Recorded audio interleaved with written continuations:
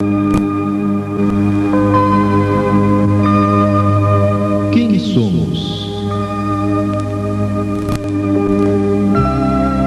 De onde viemos? Para onde vamos? O que é a vida? O que é a morte?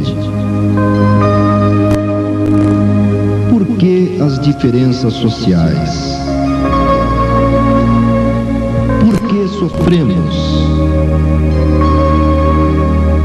Quem não gostaria de saber as respostas para estas questões que incomodam o íntimo de cada um, sobretudo quando mergulhados nos desafios tecidos pelos problemas existenciais, sentimos-nos pressionados pela insatisfação diante da insensível competitividade da sociedade moderna, ou abatemo-nos ante as inesperadas circunstâncias propostas pela vida. A verdade, porém, é conquista individual. Um instrumento eficaz na busca desses esclarecimentos começou a ser proposto há mais de um século, precisamente na época em que a civilização enveredava pela larga e perigosa estrada do materialismo. Tais respostas, aliás, sempre estiveram ao alcance daqueles que, impelidos pela ânsia do saber, ou vencidos pelos reveses do cotidiano, partiram à procura dos porquês e encontraram os caminhos para novas dimensões da realidade humana e da realidade universal.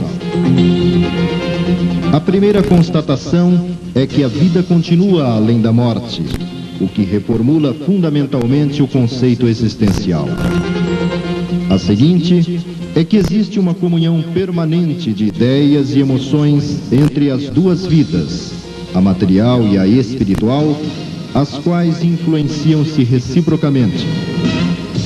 Depois, que a vida física não é o início de tudo, mas parte do processo contínuo que visa levar o ser a níveis existenciais sempre melhores. A seguir, que as ações criam reações no espaço e no tempo, levando o homem a sofrer as consequências de seus próprios atos. E os horizontes vão se alargando. Há um encadeamento total no universo, onde existem diferentes níveis vibratórios e infinitas formas de vida. Tudo isso entende-se conhecendo uma única doutrina, denominada Espiritismo. Sua definição, contida na introdução ao estudo da doutrina espírita, é que ele é a doutrina fundamentada na crença da existência dos espíritos e da nossa comunicação com eles. Mais que uma nova religião, ciência e filosofia de consequências morais. No livro O Consolador, o orientador espiritual Emmanuel, responsável pelas atividades mediúnicas desenvolvidas por Chico Xavier, diz: o Espiritismo não pode guardar a pretensão de exterminar as outras crenças, parcelas da verdade que a sua doutrina representa, mas sim trabalhar por transformá-las, elevando-lhes as concepções antigas para o clarão da verdade imortalista. Mas, e os homens da ciência ante o Espiritismo? Segundo Kardec, em O que é o Espiritismo, as corporações científicas não têm e não terão jamais que se pronunciar sobre a questão. Não é mais da sua alçada decretar se Deus existe ou não. Portanto, é um erro fazer delas juízes. O Espiritismo é uma questão de crença pessoal, que não pode depender do voto de uma assembleia, porque esse voto, mesmo favorável, não pode forçar convicções. Quando a opinião pública estiver formada a respeito, os sábios, como indivíduos, a aceitarão pela força das circunstâncias. Deixai passar uma geração e com ela os preconceitos do amor próprio em que se obstina, e vereis que ocorrerá com o Espiritismo como ocorreu com tantas outras verdades que se combateu, e que agora seria ridículo pô-las em dúvida. Hoje são os crentes que se chamam loucos. Amanhã, todos os que não creram. Da mesma forma como se chamou de loucos outrora, aqueles que acreditavam que a terra girava. Considerando que isso foi dito há mais de um século, constata-se que a previsão do codificador da doutrina estava certa. Cada vez é maior o número dos que se interessam pela proposta espírita. Há naturalmente os que ainda resistem no mundo habitado por criaturas que constituem uma variada escala de estágios evolutivos. A esses, no capítulo 1 do livro A Gênese, Kardec aconselha: grande é o número de aflitos. Não nos devemos surpreender que tanta gente acolha uma doutrina que consola, de preferência às que desesperam.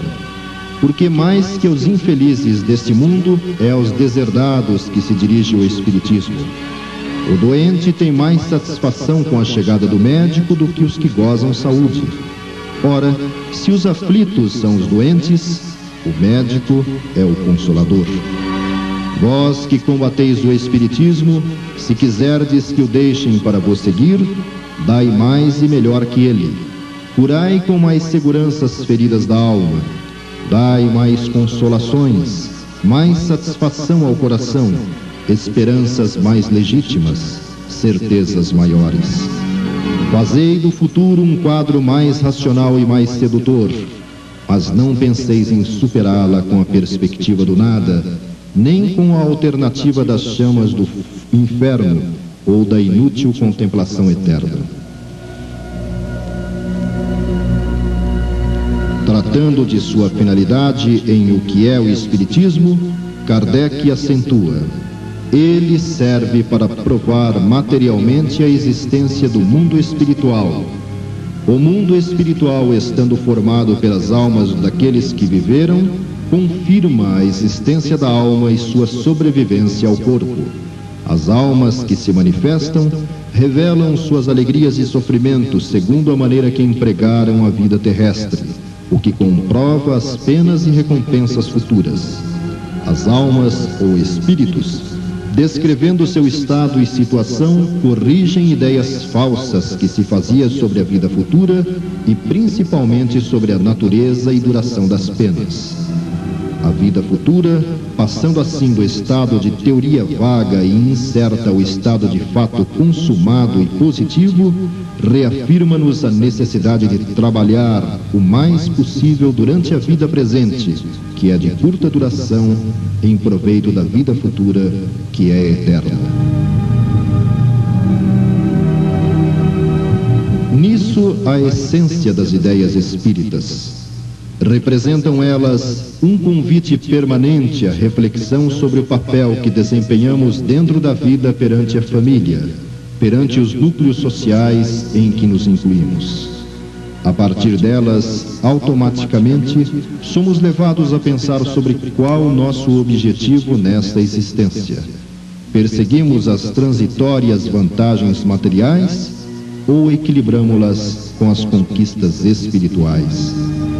Para que lado pende mais a balança de nosso bom senso?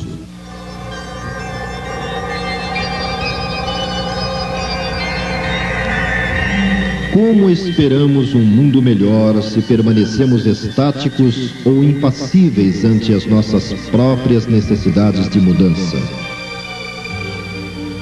No Evangelho segundo o Espiritismo, Allan Kardec ressalta: o verdadeiro homem de bem é aquele que pratica a lei da justiça, de amor e caridade em sua maior pureza.